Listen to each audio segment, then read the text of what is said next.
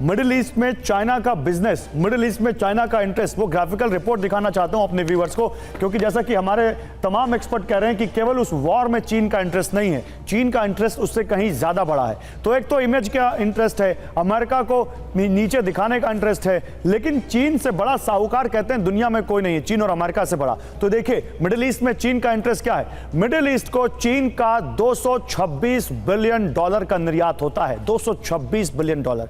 2018 के बाद से चीन का निर्यात बढ़ा है। पहले चीन का आयात ज्यादा था, अब चीन का निर्यात मिडिल ईस्ट को ज्यादा बढ़ गया है। चीन स्वेज नहर के रास्ते रूसी तेल और गैस लेता है, स्वेज नहर के रास्ते यूरोप को सामान भेजता है। मिडिल ईस्ट में निवेश करने का चीन का एक बड़ा प्लान है।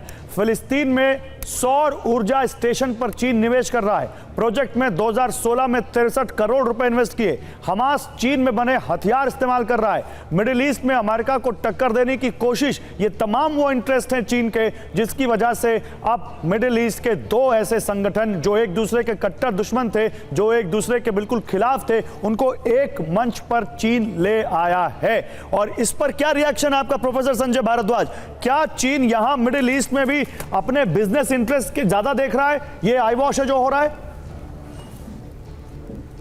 बताऊं, देखिए अभी तक मिडिल ईस्ट सिक्योरिटी का जो एक तरीके से जिसने ठेका ले रखा था वो अमेरिका था।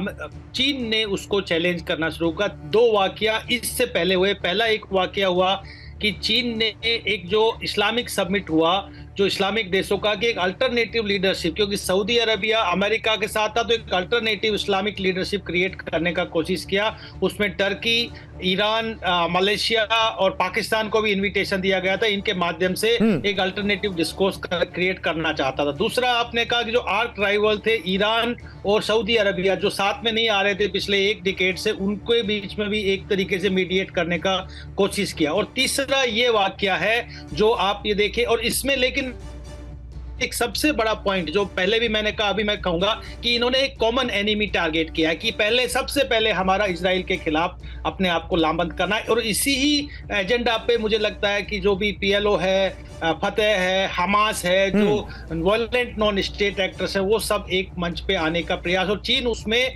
अपना एक सक्रिय भूमिका और अपने एक तरीके से फैसिलिटेटर बनकर अपनी छवि और अपनी। अच्छा, जब मैं आपसे बात कर रहा हूं, देखिए एक बड़ी खबर आ रही है।